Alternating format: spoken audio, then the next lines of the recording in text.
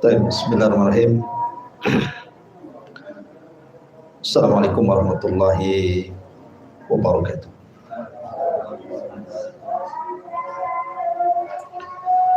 Alhamdulillah wassalatu wassalamu ala Rasulillah wa ala alihi wa sahbihi wa mawalah wa la hawla wa la quwata illa billahi wa ba'd.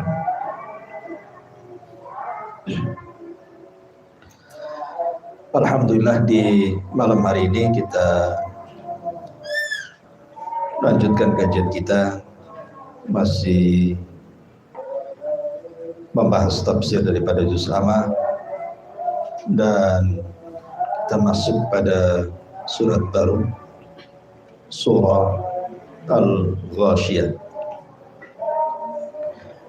Surah Al-Ghashiyah ini secara tertib Al-Quran masuk pada surat ke-88,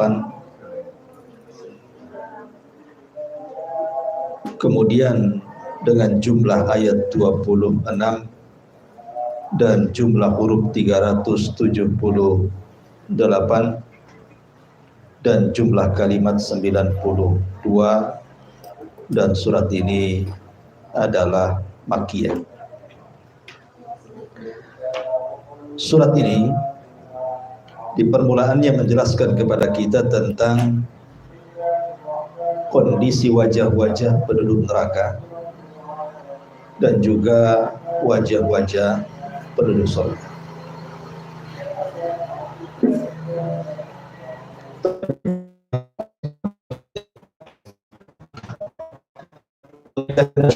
Bismillah.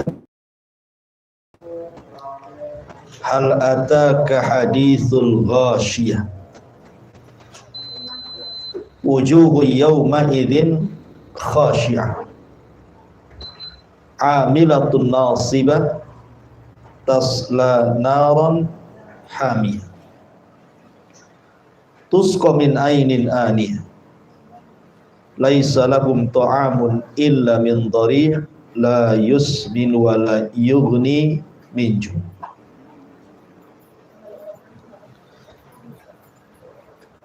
Di sini Allah Subhanahu wa taala mengatakan hal ataka hadithul ghashiyah. Sudahkah sampai kepadamu berita tentang hari kiamat? Al-Ghashiyah adalah satu di antara nama-nama kiamat dalam Al-Qur'an.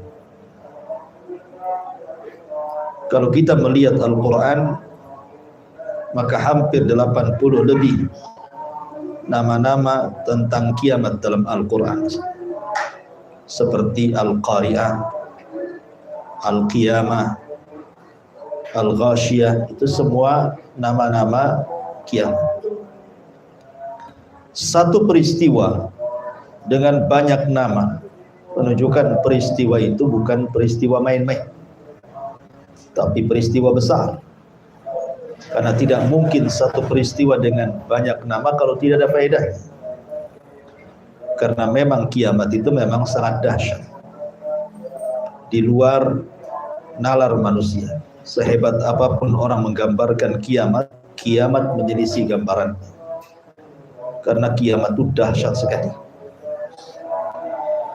Di sini Allah mengatakan hal ataka hadithul ghashiyah. Hal di sini ada yang mengatakan hal di sini maksudnya qad, maknanya sungguh. Qad ataka hadithul ghashiyah.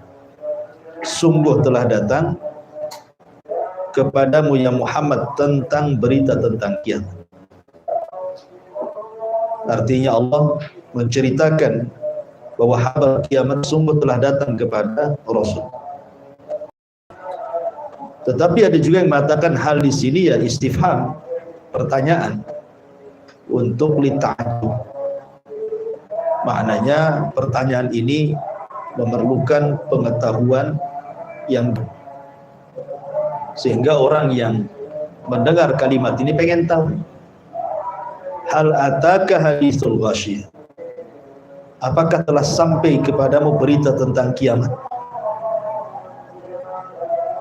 Kemudian Allah mengatakan wujuhu yawma idzin khashi'ah. Pada hari kiamat itu banyak wajah-wajah yang khusyuk, artinya tertunduk, terhina di hadapan Allah. Amilatun, karena kerasnya bekerja, nasibatun, sampai kepayahan. Taib.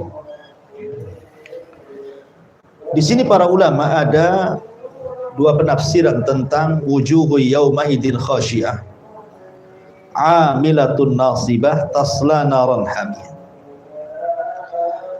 Ada yang mengatakan bahwa wujuhu yauma idzin khasyiah amilatun nasibah fid dunya. Di dunia mereka khusyuk, mereka beramal, mereka lelah, tetapi ujung-ujungnya di akhirat tasla naran hamiyah. Justru mereka dimasukkan ke dalam api yang sangat panas. Ini satu penafsiran. Penafsiran yang kedua, wujuhu yawma idzin khasyiah amilatun nasibah tasla naran hamiyah, ini semua pada hari kiamat. Bahwa nanti pada hari kiamat ada wajah-wajah yang khusyuk, mereka beramal lagi kepayahan, tetapi percuma amalannya. Karena di akhirat bukan tempat beramal. Tetap saja tasla naran hamiyah, mereka dimasukkan ke neraka yang panas. Tapi kita jelaskan sedikit. Di sini ada tiga sifat orang beramal. Pertama khasyiah khusyuk, yang kemudian yang kedua amilatun, bekerja sangat keras, kemudian nasibatun, bekerja sampai kepayahan.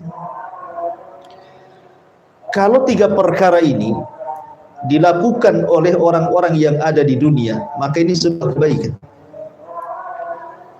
Kalau seandainya tiga perkara ini dilakukan dalam rangka beribadah kepada Allah, pasti akan mendapatkan kebaikan. Yang pertama khusyuk. Contoh saja satu ibadah yang sering dikaitkan dengan khusyuk adalah sholat. Sholat itu kalau khusyuk baik dia. Tetapi untuk mencapai tingkat khusyuk itu kan tidak mudah.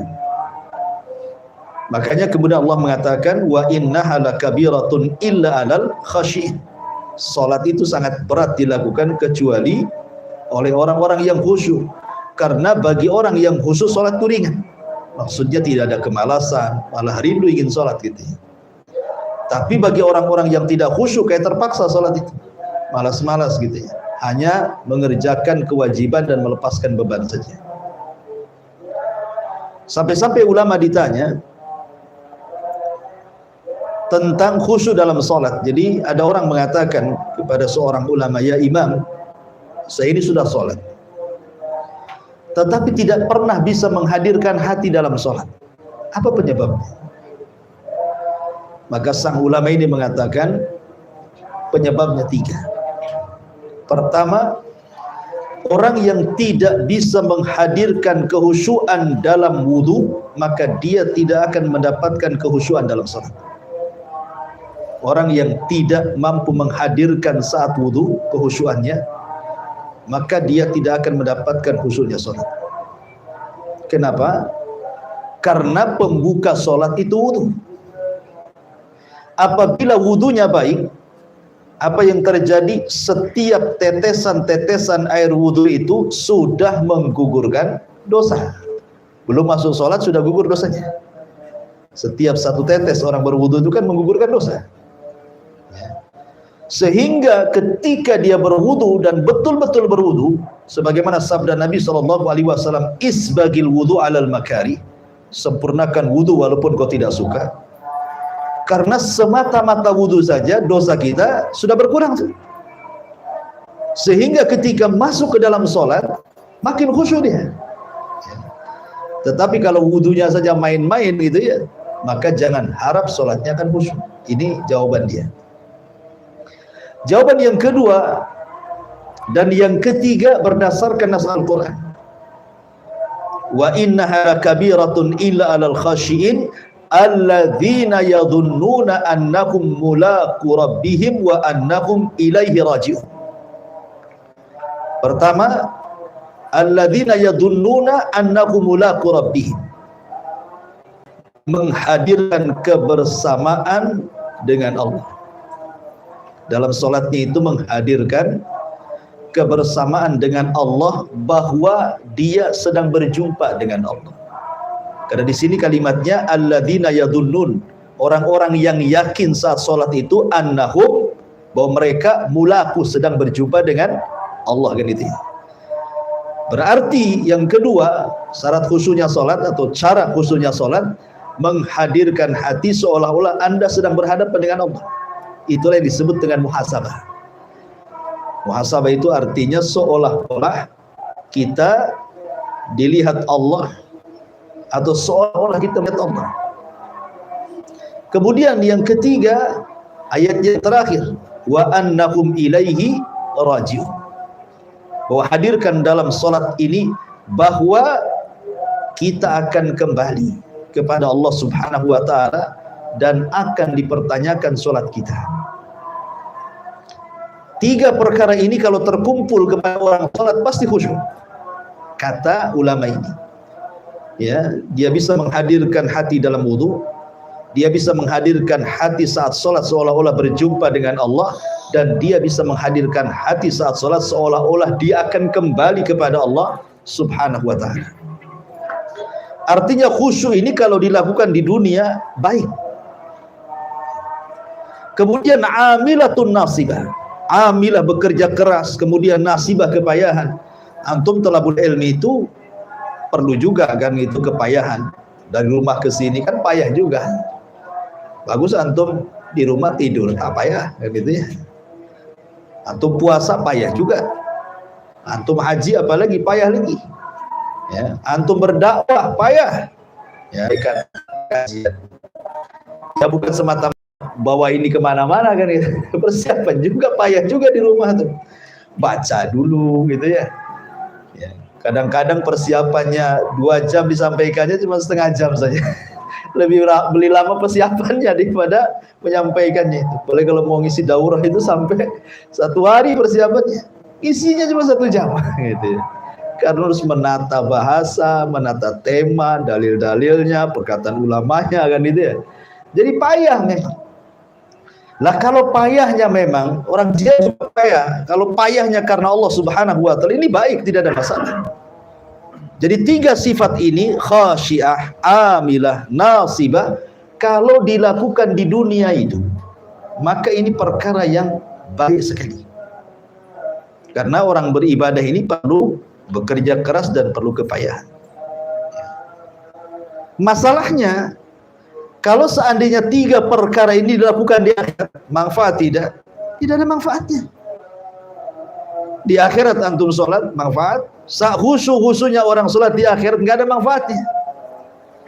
Antum payah nih beramal soleh di hadapan Allah di akhirat diterima? Tidak. Dari sini ada kaedah bahwa beramal di luar waktu itu tidak akan diterima. Amalan yang dilakukan di luar waktunya tidak akan diterima. Contoh umpamanya, Allah memerintahkan untuk bersedekah, mengeluarkan zakat. Berapalah zakat mal dari nisab dan haul itu coba? Anggaplah nisabnya 85 gram emas. Kalau seandainya dibuat 1 gramnya 1 juta, baru 85 juta. Anggap kita bulatkan 100 juta. Antum punya uang 100 juta, sudah cukup haulnya 1 tahun, dan nisabnya sudah cukup berarti kan? Allah hanya minta sedikit. Berapa? 2,5% kan? Berarti dari 100 juta itu cuma 2,5 juta kan zakatnya. Kan tidak banyak 2,5 juta. Masih banyak uang antum itu. Masih ada 97,5 kan gitu ya. Masih banyak uangnya. Tapi ketika kemudian antum detik-detik sakaratul maut, detik-detik nyawa di kerongkongan, tiba-tiba kemudian antum mau menginfakkan, jangan lagi 2,5%, semua yang 100 juta itu antum infakkan. Manfaat? Nggak ada manfaatnya. Kenapa? Karena tobatnya sudah terhalang di situ. Kata Nabi SAW, innallaha yaqbalu taubata 'abdin ma lam yugharghir. Allah itu hanya menerima tobatnya hamba sebelum nyawa di kerongkongan, kan itu ya. Kalau nyawa sudah di kerongkongan, antum mau sedekahkan semua pun tidak ada manfaatnya. Karena apa? Sudah di luar waktunya, kan. Makanya kenapa saat-saat seperti itu dia mengatakan di hadapan Allah, laula akhartani ila ajalin qarib fa asaddaqa wa akum minas salihin. Ngomong dia di situ, ya Rabb, kalau sekiranya kau kembalikan ruhku sesaat saja, ya, kembalikan lagi dari tenggorokan ke bawah lagi, sesaat saja, tidak ada masalah, aku akan sedekahkan semua hartaku supaya bermanfaat bagi diriku. Karena harta yang bermanfaat itu, kata Rasul, wa mata saddaqta fa abqaita, apa yang kau sedekahkan itulah yang dibawa mati. Jadi kalau amalan di luar waktunya udah gak ada manfaatnya. Apa manfaat amalan di luar waktu? Jadi seperti itu, ya. Lah ketika kemudian orang-orang yang khusyuk, orang-orang yang bekerja keras, orang-orang yang kepayahan, mereka lakukan di akhirat, kemudian mengatakan Rabbana absarna wa sami'na, ya Allah, kami telah melihat dan mendengar. Manfaat ucapan itu? Tidak akan manfaat. Kenapa di dunia ketika dia masih hidup dia tidak mengatakan sami'na wa ata'na? Ketika sampai di akhirat kemudian dia mengatakan absarna wa sami'na. Orang-orang yang beriman sami'na wa ata'na, dengar dan taat. Kenapa? Karena akhirat itu perkara gaib, tidak bisa dilihat. Makanya kata-katanya sami'na wa ata'na. Ya. Tapi orang-orang yang sudah masuk ke dunia akhirat, sudah kumpul di padang mahsyar dan siap dihisab, mereka bisa melihat bagaimana jahanam didatangkan, ya kan? Bagaimana sulitnya mereka. Makanya sebagian mereka mengatakan Rabbana absarna wa sami'na, ya Rabb, kami sudah melihat dan sudah mendengar. Kemudian dia mengatakan farji'na na'mal salihan inna mukinun, kembalikan kami ke dunia, kami akan beramal soleh, kami sudah yakin. Manfaat tidak? Tidak ada manfaatnya. Kenapa di dunia tidak mengatakan sami'na wa ata'na? Ketika di akhirat kemudian mengatakan Rabbana absarna wa sami'na pula gitu, melihat, mendengar, tolong kembalikan, kami akan beramal soleh, kami sudah yakin. Lah di dunia kemana keyakinannya? Kok nggak yakin di dunia ada surga dan neraka gitu ya? Sehingga kemudian dia tidak mau sholat, tidak mau zakat, tidak mau sedekah, tidak mau ibadah gitu. Kemana keyakinannya? Karena ada orang yang kemudian tidak yakin dengan neraka surga kecuali melihat. Itu masalahnya. Kan orang-orang yang mereka malas beribadah itu karena merasa tidak melihat surga, tidak melihat neraka. Ketika tidak diperlihatkan neraka surga yang hanya diimani dan diyakini saja, sehingga kurang yakin. Ketika kurang yakin, akhirnya malas ibadah. Ketika mereka diwafatkan, baru mereka yakin dan mengatakan Rabbana absarna wa sami'na farji'na na'mal salihan inna muqinun. Ya Rabb, kami sudah lihat sekarang, katanya kan itu. Kami sudah dengar, kembalikanlah sekarang, kami sudah yakin. Percuma lah kan itu. Inilah yang disebut wujuhu yauma idin khasyiyah amilatun nasibah tasla naran hamiyah, kan itu ya. Khusyuknya percuma, kerja kerasnya percuma, kepayahannya percuma, karena ujung-ujungnya tasla naran hamiyah, masuk ke neraka jahanam juga. Makanya Ali radhiyallahu anhu mengatakan, sekarang ini di dunia waktunya beramal, akhirat itu waktunya jaza, balasan, ya kan? Nggak bisa sekarang ini kalau mau beramal kita katakan sami'na wa ata'na. Ma'asyiral muslimin yang dimuliakan Allah Azza wa Jalla, kembali wujuhu yauma idin khasyiyah amilatun nasibat tasla naran hamiyah. Ini satu penafsiran. Kalau yang dimaksud ini cerita kiamat, karena dari awal konteksnya memang kiamat kan, hal ataka haditsul ghasyiyah. Tapi juga yang menafsirkan bahwa wujuhu yauma idin khasyiyah maksudnya di dunia, amilatun nasibah masuknya di dunia, tasla naran hamiyah maksudnya di akhirat. Dari sini kita pahami bahwa tidak semua khusyuk diterima, tidak semua bekerja keras diterima, tidak semua kepayahan dalam ibadah itu diterima. Kenapa? Karena ujung-ujungnya tasla naran hamiyah, kan gitu ya. Ada dimasukkan ke neraka yang sangat panas. Berarti ada yang khusyuk tidak diterima. Dari sinilah kata ahli tafsir, ayat ini pertama sebenarnya ini cerita tentang Khawarij. Ayat ini cerita tentang orang-orang Khawarij. Nabi SAW ketika bercerita tentang Khawarij, apa kata Rasul? Yamrukuna minad din kama yamrukus sahmu mina ramiyah.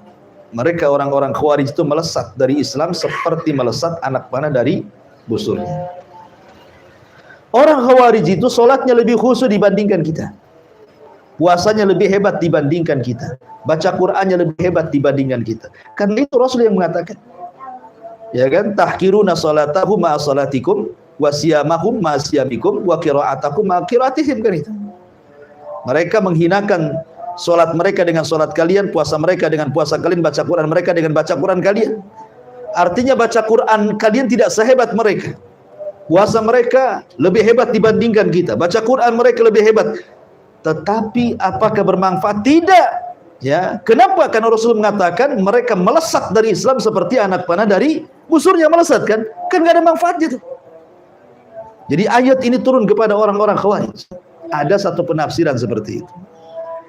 Karena di zaman Nabi SAW, ketika Nabi SAW pulang dari Hunain dan mendapatkan harta rampasan banyak, kan itu ya.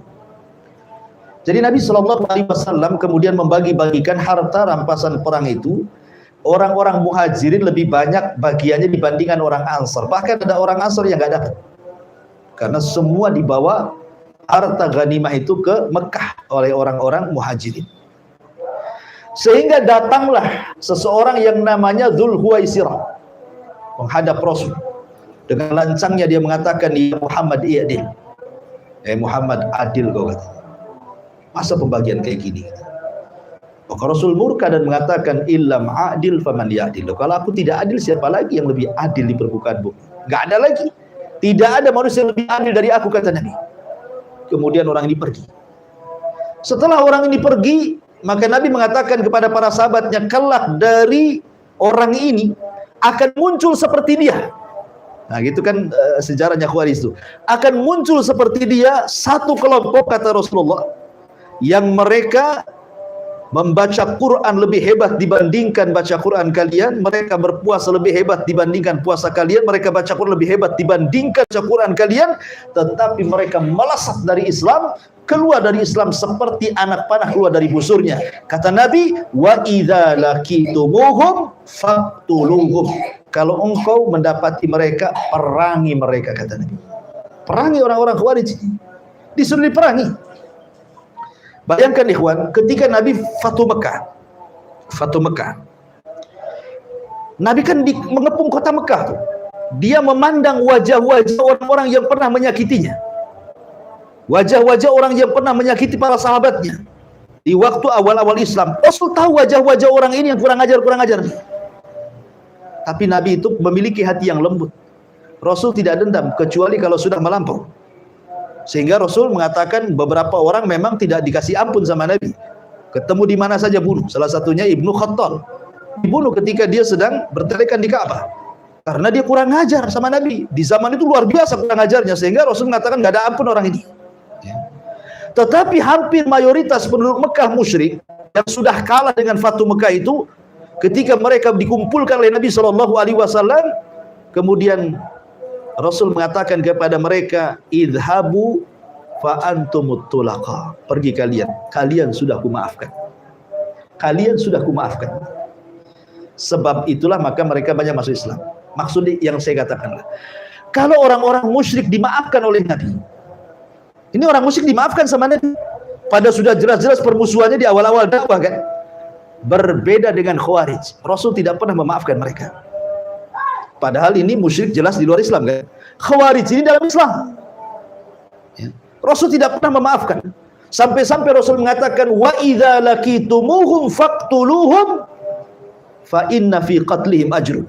Kata Rasul, kalau kau dapati orang-orang Khawarij, bunuh mereka, bantai mereka, perangi mereka, karena dalam memerangi mereka ada pahalanya. Kalau perlu hancurkan mereka seperti Allah menghancurkan kaum Ad, katanya. Artinya Rasul tidak memberikan toleransi kepada orang-orang Khawarij. Kenapa? Karena bahayanya luar biasa. Yang sekarang cikal bakalnya nih, hari ini pemahamannya diadopsi oleh teroris itulah. Itulah orang-orang Khawarij yang mengacaukan negeri kita, ngebom sana, ngebom sini, nggak jelas. Itulah Khawarij. Itu cikal bakalnya dari zaman Rasul, dari Dzulhuwaisirah, melembaganya di zaman Ali, kemudian ideologinya sampai hari ini. Tukang mengacau negara itu ngebom sana, ngebom sini. Itu yang dibom itu bukan orang kafir. Ternyata yang mati orang Islam. Ternyata anak-anak yang mati. Ternyata wanita. Dalam Islam perang itu tidak boleh membunuh wanita, membunuh anak-anak, membunuh orang tua, kan? Ada aturannya. Yang diperangi tentara saja dalam Islam itu. Itu pun kalau sudah umpamanya kena tembak, tidak boleh dibunuh. Ya kan? Kalau sudah nggak berdaya dalam Islam itu tidak boleh dibunuh, ditawan. Nggak bisa dihabisi. Kalaupun sudah jadi mayat, nggak boleh dimutilasi. Jadi aturan dalam Islam itu sampai kepada masalah perang diatur dan diberikan arahan secara hikmah. Sampai dulu perang itu kan pakai pedang, bukan pakai tembakan zaman sekarang, kan? Tapi Allah mengajarkan kepada Nabi SAW, fadribu fauqal a'naq wadribu kullabanan. Kalau bisa tebaslah tengkuknya ataupun tebaslah nadinya. Padahal ini sedang perang. Ya, kalau sedang perang kan terserah mau nusuk apa saja, kan? Yang penting mati musuhnya, kan? Tetapi ada aturan tuh, kalau bisa nebasnya itu mana-mana tempat yang cepat mati, gitu maksudnya. Sampai masih ada rahmat dalam peperangan Islam itu. Nggak sembarang main tusuk gitu ya. Kalau memang bisa ditebas tengkuknya, itulah yang betul. Ya, itu Al-Quran yang mengatakan. Maknanya bukan mesti begitu. Artinya kalaupun sekarang pakai senapan, kalaupun perang, maka cari titik-titik kalau sekali tembak tuh mati, gitu maksudnya. Jangan dimainin dulu, kakinya dulu satu. Oh, nanti kakinya dibuat lu susah. Lu nggak begitu Islam itu. Sampai perang itu ada rahmat. Lah orang Khawarij itu nggak ada rahmat ya. Makanya kenapa kemudian mereka disebutkan dalam Al-Quran wujuhu yawma idin khasyiyah. Mereka khusyuk ibadahnya. Amilatun nasibah. Mereka bekerja keras dan kepayahan. Tetapi apa kata Nabi SAW? Hum kilabu ahlin nar. Mereka anjing-anjing yang neraka, kata Rasulullah. Dan Al-Quran mengatakan tasla naran hamiyah. Mereka masuk api yang sangat panas di neraka. Ini satu pendapat dari kalangan ahli tafsir, bahwa surah Al-Ghasyiyah ayat 2-4 ini bercerita tentang Khawarij. Pendapat yang kedua, bahwa yang dimaksud wujuhu yauma idin khasyiyah amilatun nasibah di sini artinya orang-orang ahlu kitab. Maksudnya ahlu kitab Yahudi dan Nasrani. Mereka sudah menghabiskan hidupnya untuk beribadah, biaya, tenaga untuk beribadah, tetapi ujung-ujungnya masuk neraka. Persis seperti firman Allah Azza wa Jalla, qul hal unabbiukum bil akhsarina a'mala alladzina dhalla sa'yuhum fil hayatid dunya wa hum yahsabuna annahum yuhsinuna sun'ah. Kan itu dalam Quran itu. Maukah ku kabarkan kepada kalian, hal unabbiukum bil akhsarina a'mala, amalan yang paling rugi, kata Allah. Maukah ku kabarkan kepada kalian amalan yang paling rugi? Bil akhsarina a'mala alladzina dhalla sa'yuhum fil hayatid dunya, yang sia-sia amalannya ketika hidup di dunia ini.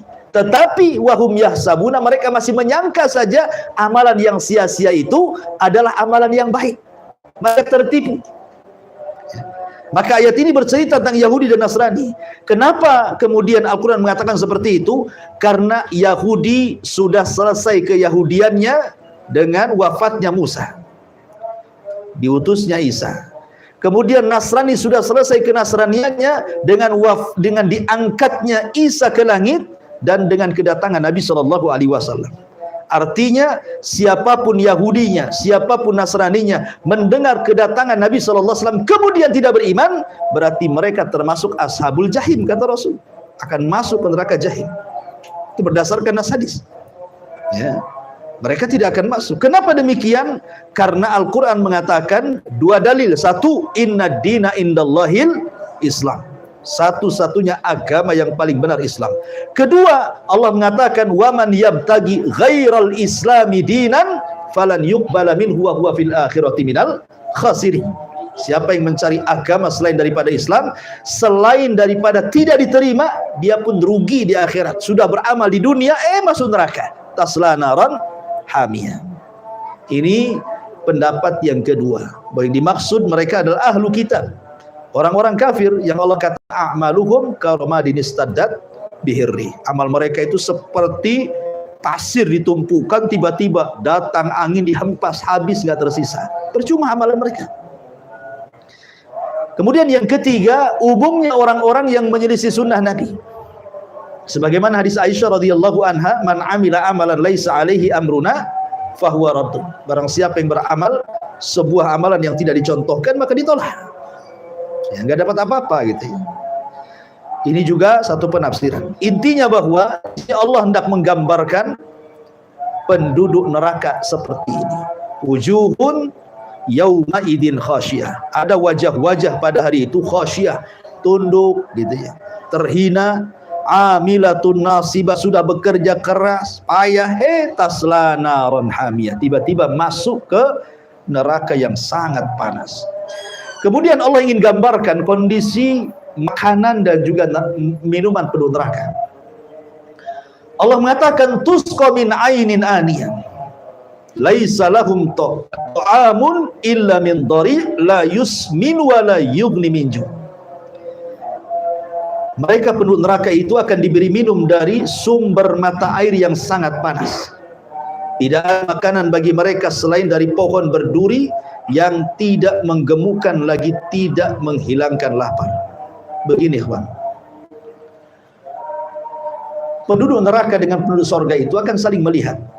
Jadi masing-masing ada jendela ya. Jadi penduduk neraka dari jendela bisa melihat nikmatnya penduduk surga, dan penduduk surga dari jendela mampu melihat ganas azabnya penduduk neraka. Disinilah orang-orang yang beriman boleh mentertawakan orang-orang kafir, tapi di dunia tidak boleh kita mentertawakan mereka. Ya, di dunia tidak boleh mentertawakan orang kafir. Kalaupun mereka mentertawakan kita, ya terserah.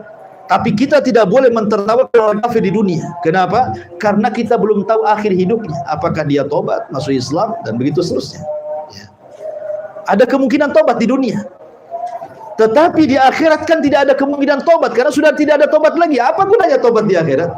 Nggak ada gunanya tobat. Fir'aun loh, dia sempat mengatakan saat sakaratul maut itu, amantu bi rabbi Musa wa Harun, kata, aku beriman dengan Rabbnya Musa dan Harun.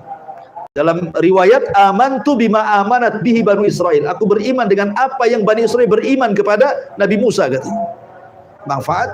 Tidak, karena Fir'aun mengucapkan saat tenggelam, ketika nyawa di kerongkongan. Percuma, nggak ada manfaatnya.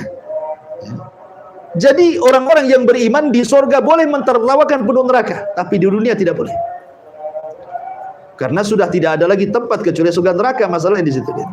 Lah penduduk surga ini, penduduk neraka ini memanggil-manggil penduduk surga. Allah berfirman, wa nada ashabun nar ashabal jannah. Penduduk neraka memanggil-manggil penduduk surga.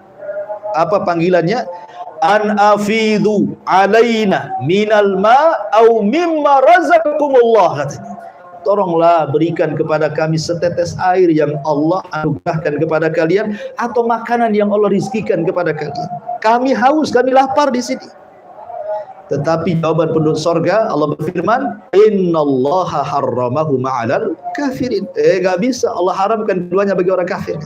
Gak bisa kalian makan, gak bisa kalian minum dari surga. Akhirnya mereka pun karena penduduk surga nggak ngasih minum, nggak ngasih makan, mereka terus mengeluh kepada Allah, ya Rabb, minta minum sampai ratusan tahun. Akhirnya Allah kabulkan.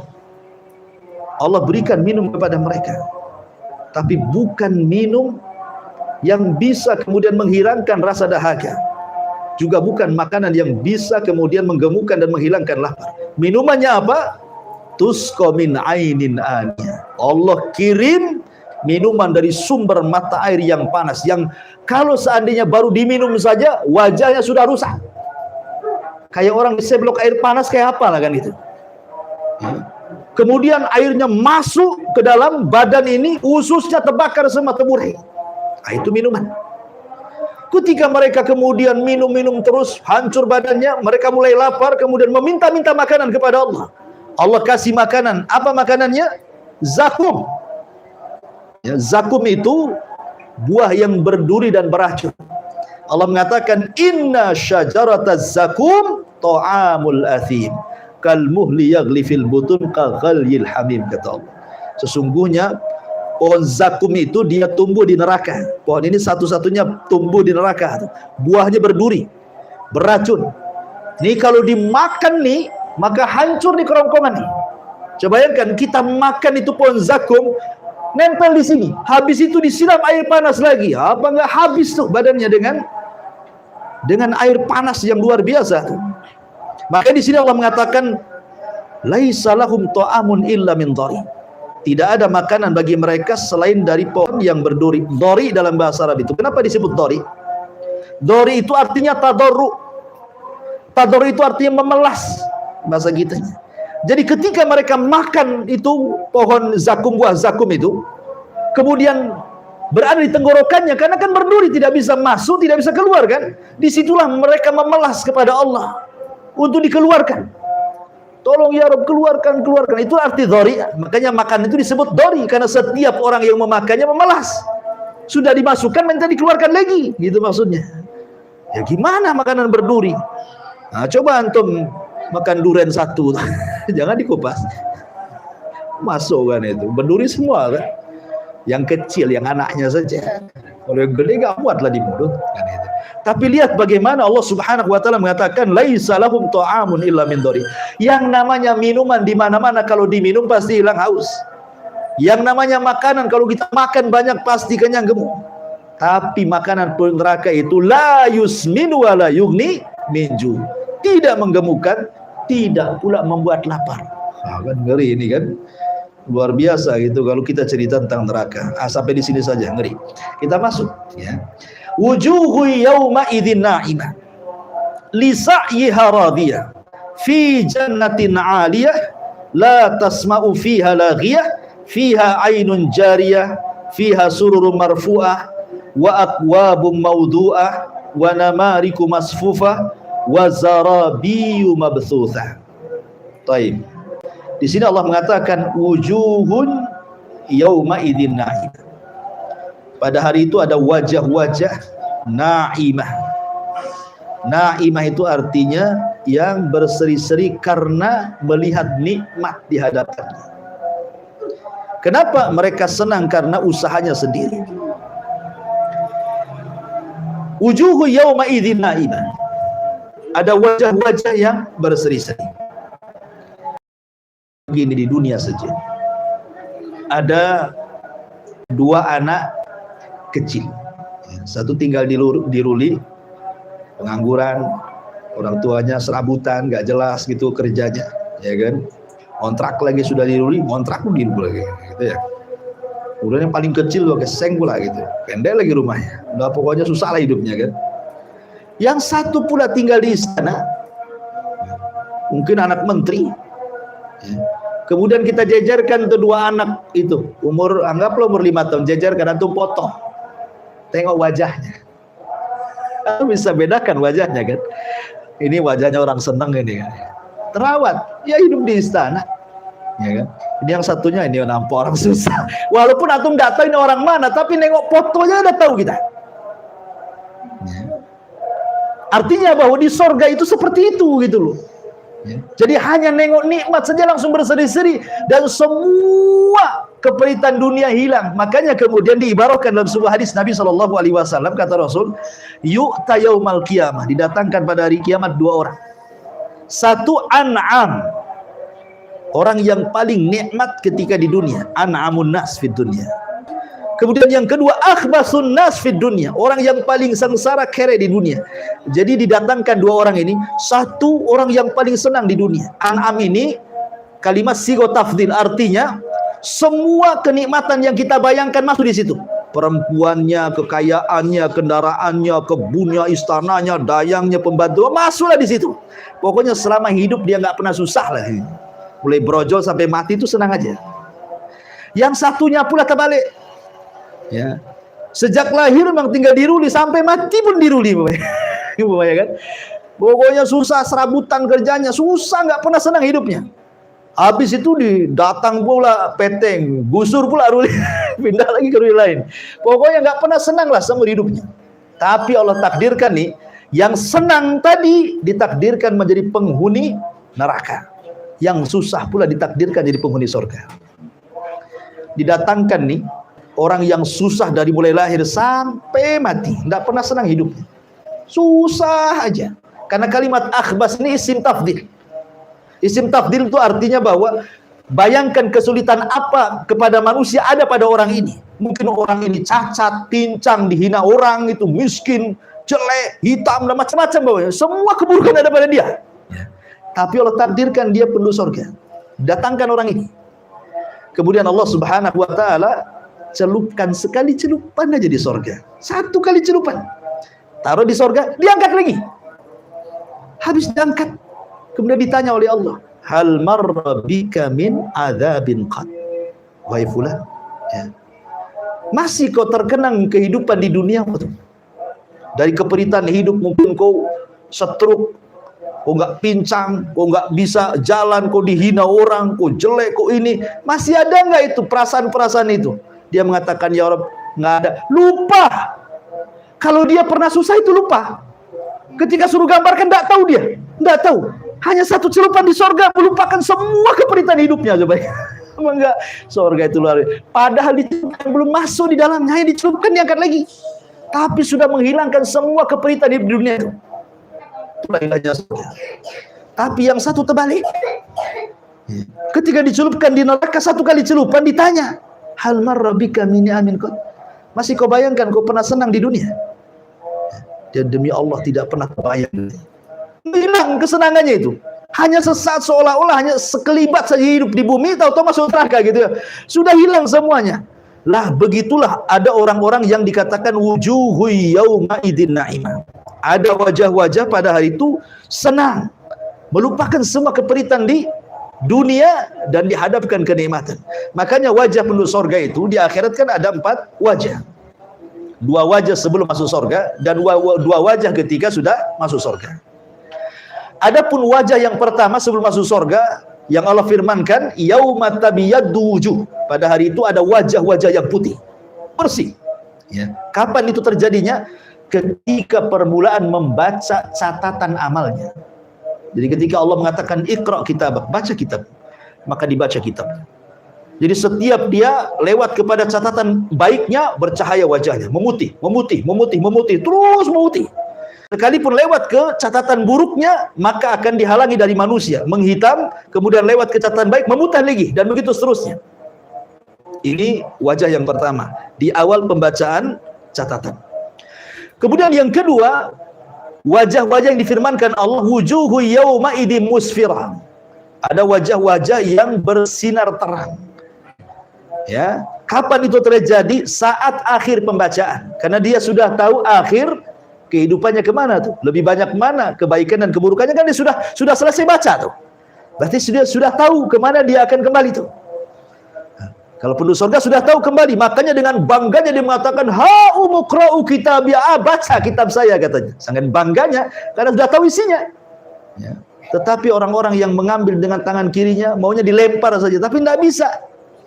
Tetap harus dibaca juga masalahnya.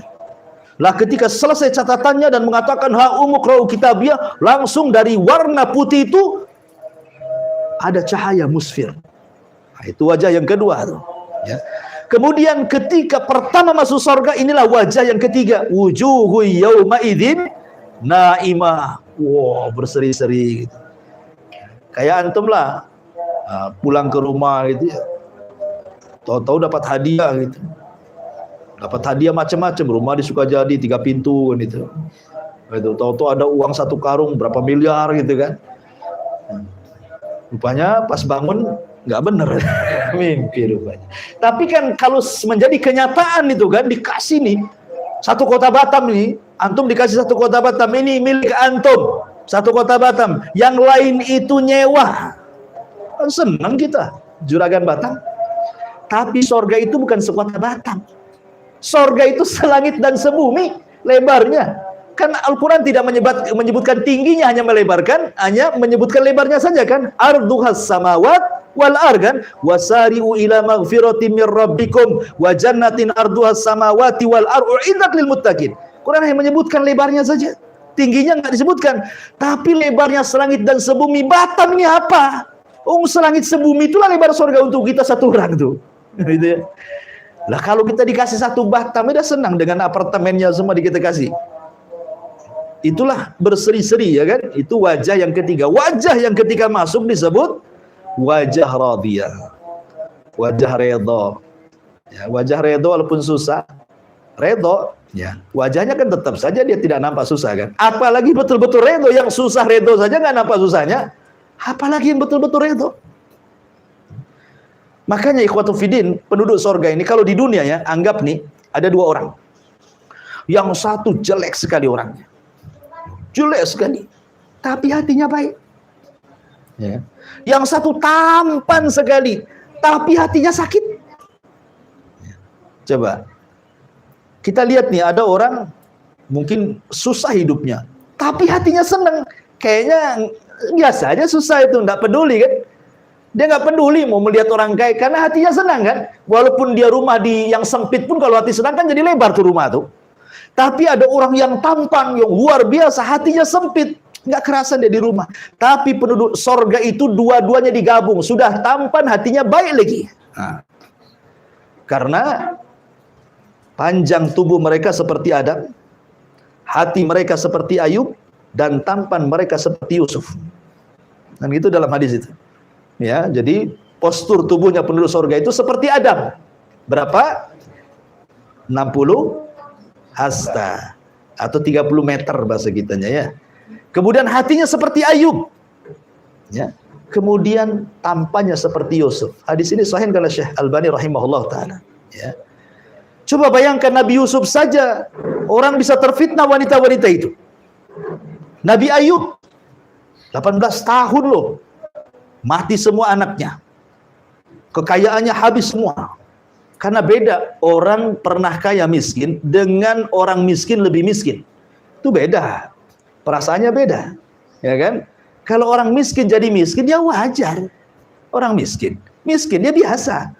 Orang kaya tiba-tiba miskin, apa nggak gantung diri? Dan itu ya, makanya kenapa orang-orang kaya yang bankrupt kelilit hutang, ada zakatnya. Ya, untuk dibayarkan dari zakat mal kan itu. Karena melembutkan hati mereka supaya tidak kufur. Karena mereka itu kalau udah pernah kaya kemudian jungkir balik, itu stresnya luar biasa. Makanya Ayub itu mencontohkan Imamus Sabirin, kan sudah kaya, kemudian bankrupt, anaknya mati semua, dikasih penyakit yang belum pernah terjadi di kaumnya. Dari atas kepala sampai kaki benjol-benjol, isinya nanah dengan darah. 18 tahun tidak pernah ngeluh, ya Rob, kenapa saya, ya Rob, kenapa saya? Enggak. Kita ini kadang-kadang sehari sakit kepala, aduh, nggak jelas ini, nggak mau ke masjid. Padahal bisa dimakan botrek selesai itu. Kan? Jadi di sini ma'asyiral muslimin yang dimuliakan Allah Azza wa Jalla, intinya bahwa ada wajah-wajah naimah yang betul-betul berseri-seri. Lisa'yiha radiyah. Kenapa? Mereka senang ketika usahanya sendiri. Senang karena amalannya sendiri. Ridho dengan amalannya. Antum kalau puasa kemudian ridho dengan puasa, kan nggak beban puasa itu. Ya kan? Antum sholat, antum redho dengan sholat, nggak akan jadi beban sholat itu, tenang aja. Antum ngaji, memang karena seneng ngaji datang, nggak ada beban. Sesuatu yang dilakukan secara redho dan ikhlas itu nggak akan beban, nggak akan ada beban. Mana ada beban? Ya. Antum puasa ya tenang-tenang saja, nggak merasa lapar karena antum ikhlas di situ. Yang tidak ikhlas puasa, tidur aja. Gak karuan karena emang nggak senang dengan puasa kan, akhirnya dia mulai sahur itu udah tidur, bangunnya asar, jadi puasanya habis asar ke maghrib. Nggak ridho dia dengan puasanya, jadi nggak menikmati gitu ya. Jadi orang-orang yang beriman lisa'yiha radiyah, betul-betul dia senang dengan usahanya ya. Ini di dunia, gimana di akhirat kalau dia mendapatkan keridhaan Allah? Makanya ada satu cerita. Di zaman para sahabat ada orang tua namanya Abdullah ibn Haram. Sering saya ceritakan sama antum. Abdullah ibn Haram. Abdullah ibn Haram ini ayahanda Jabir bin Abdullah, salah seorang sahabat yang banyak meriwayatkan hadis di atas 1000. Anaknya itu Jabir bin Abdullah. Bapaknya namanya Abdullah ibn Haram. Abdullah ibn Haram punya kawan namanya Amr bin Jamuh. Jadi Abdullah ibn Haram sudah kakek-kakek, ya, punya kawan kakek juga namanya Amr bin Jamuh. Ini selama hidup, setelah masuk Islam, kemana-mana berdua, dua kakek ini. Ke masjid berdua, baca Quran berdua, ke majelis taklim berdua. Pokoknya berdua kemana-mana. Betul-betul berkumpul karena Allah, berpisah pun karena Allah. Ini dua kawan nih. Makanya pentingnya kita punya teman akrab yang soleh itu. Jadi dua-duanya ketika besoknya mau perang Uhud, dua-duanya daftar. Sudah kakek-kakek. Yang satu pincang, yang satu sudah lemah. Amr bin Jamuh pincang, nggak bisa jalan. Nekat dia daftar jihad. Kemudian yang Abdullah ibn Haram sudah tua renta, sudah nggak punya tenaga, nggak layak jadi jihad. Nggak, karena orang-orang yang bukan ahli jihad tidak akan dilibatkan sama Nabi, seperti anak-anak, perempuan, kakek-kakek yang sudah renta nggak akan dilibatkan sama Nabi. Termasuk orang yang belum balik pun, walaupun usianya 14 tahun sudah gede, nggak akan dilibatkan sama Nabi. Tapi karena melihat Abdullah ibn Haram dan Amr bin Jamuh ini, semangat keduanya tidak bisa dihentikan, anak-anaknya tetap juga keduanya didaftarkan dan Rasul terpaksa menerimanya karena kesungguhan keduanya ingin ikut perang. Jabir datang kepada Rasul anaknya, "Ya Rasul, janganlah kau izinkan bapak aku." Dia kan dapat uzur, sudah tua. Kata Rasul, "Baik, panggil bapakmu." "Aku ngomong sekarang di hadapanku," kata Nabi. Melas-melas Jabir itu mengatakan kepada ayahnya, "Jangan ikut. Biar kalau mau ikut, biar bapak pulang, aku yang ganti." Tapi Abdullah ibn Haram mengatakan, "Ya Jabir, laulal jannah la afartuka iya." Kalau bukan karena surga, aku siap diganti. Ini masalah surga, nggak mau saya ganti, katanya. Kokoh dia. Tetapi malam itu dua orang ini memang sudah firasat akan mati syahid. Jadi ketika besoknya betul-betul perang Uhud, memang dua orang ini yang pertama mati. Pertama Abdullah ibn Haram pertama mati, kemudian disusul dengan Amr bin Jamuh, kemudian disusul dengan yang sampai 70 syuhada Uhud. Kan kalah nih dalam perang Uhud nih kan. Setelah peperangan, maka Jabir kemudian mencari jasad ayahnya, Abdullah ibn Haram. Ketemulah jasad ayahnya dibopong. Kemudian setelah itu dipangkunya sama Jabir sambil menangis. Tapi anehnya, bapaknya Jabir ini tidak kepanasan, padahal Uhud itu tidak ada pohon. Ada awan yang menaungi di atasnya. Ya, ada awan. Pokoknya kemana saja jasad bapaknya dibawa, awan itu ngikut di atasnya. Ya. Jadi Nabi mengatakan kepada Jabir yang ketika itu sedang menangis, "Ya Jabir, tabki aulah tabki." Kau menangis ataupun tidak, Allah sudah mengirim awan menaungi kamu tuh. Gak boleh sedih, katanya. Kemudian yang kedua kata Rasulullah, "Ya Jabir, tabki aula tabki laqad kallamallahu abaka kifahan bila turjuman," kata Rasulullah. Wahai Jabir, menangis atau tidak menangis, Allah sudah bicara dengan bapakmu tanpa penerjemah. Kapan itu? Saat meninggal. Rasul menjelaskan. Jadi Abdullah ibn Haram itu ketika dia terkena tusukan, kemudian ruhnya keluar, ruhnya dipanggil oleh Allah. Kemudian Allah akan kepada Abdullah ibn Haram ini, "Tamanna ya abdi. Kamu sudah berperang karena aku, sekarang minta sesuatu kepadaku." "Minta apa kamu?" Ya. Maka Abdullah ibn Haram mengatakan di hadapan Rabb, "Ya Rabb, saya tidak minta apa-apa kecuali kembalikan aku ke bumi. Aku ingin perang kedua kalinya biar mati syahid kedua kalinya," gitu. Ini orang tua satu ini luar biasa ini kan. Pokoknya saya pengen hidupkan lagi biar aku perang lagi, mati syahid lagi, katanya. Ada orang seperti ini. Ya. Tapi Allah mengatakan tidak mungkin orang mati dihidupkan. Mustahil. Minta yang lain saja. Akhirnya kemudian kata Abdullah ibn Haram, "Kalau begitu ya Rabb, saya minta keridhoanmu. Saya minta keridhoanmu dan sampaikan posisiku kepada Jabir dan kaum muslimin." Maka Allah mengatakan, "Ya, aku berikan keridhoanku kepadamu dan akan kusampaikan kepada mereka kondisimu." Maka turunlah ayat, "Wala tahsabannalladzina qutilu fi sabilillahi amwatan bal hum ahya inda rabbihim yurzaqun." Jangan kau sangka orang-orang yang mati syahid itu mati, mereka sedang hidup dan mereka mendapatkan rizki di sisi Allah Subhanahu wa taala. Turun ayat ini atas kematian Abdullah ibn Haram ini. Ya kan? Lihat di sini Abdullah ibn Haram meminta kepada Allah apa? "As'aluka ridhoka ya Rabb." Aku hanya minta keridhaan. Karena kalau Allah sudah redho, Allah tidak akan murka, kemauan kita pasti akan dikasih. Ya sesama makhluk aja kalau sudah senang, sudah redha itu semua permintaan dikasih walaupun utang-utang. Antum sudah suka dengan istri, ya, pokoknya istri baru gitu ya. Redha antum, senang dengan dia. Minta apa aja diusahakan sama antum. Kan itu ya. Namanya orang senang. Ya. Jadi redha itu amalan hati yang paling menyenangkan karena membawa ketenangan. Orang yang enggak ridho enggak akan tenang. Makanya di sini Allah mengatakan lisa'yiha radiyah. Fi jannatin aliyah, mereka dalam surga yang tinggi. Maksudnya surga itu semakin tinggi semakin indah karena sifat surga itu darajat. Sifat neraka itu darokat. Darokat itu ke bawah, tangga ke bawah. Kalau surga itu tangga ke atas. Jadi makin tinggi makin indah, makin tinggi makin indah, makin tinggi makin indah. Kalau neraka makin bawah makin jahat, makin juluk, makin jelek, makin buruk, makin menakutkan, begitu ya maksudnya. Itu darokat, darajat. Ya. Dan yang naik itu biasanya agak sulit. Kalau yang turun itu biasanya mudah. Ya, kalau antum naik gunung itu sulit, tapi kalau jegur dari gunung itu gampang. Maksudnya masuk neraka tinggal jegur aja, tapi masuk surga naik dulu gitu ya. Nggak mudah, masuk surga itu harus belajar. Masuk neraka nggak perlu belajar. Antum dusta aja sama orangnya, itu masuk neraka. Ya.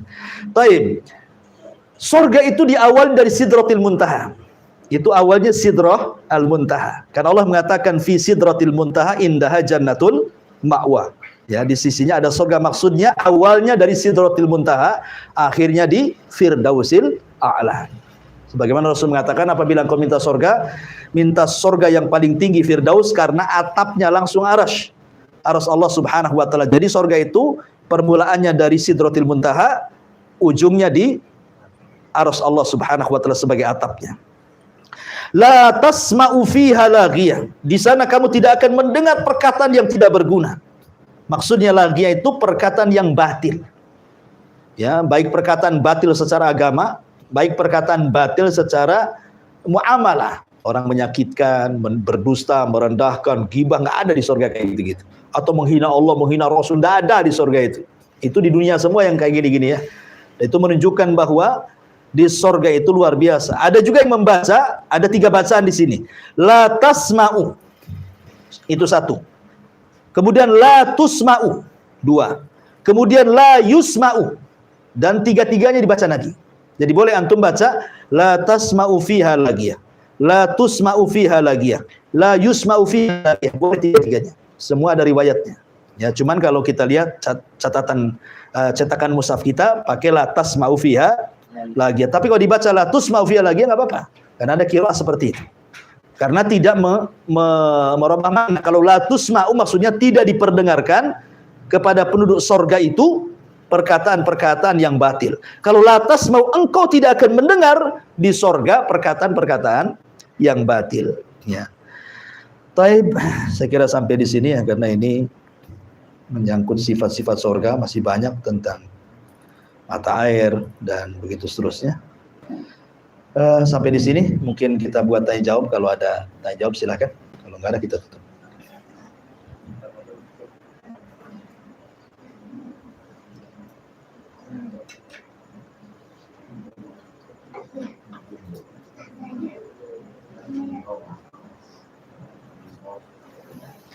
Tapi kalau nggak ada kita tutup.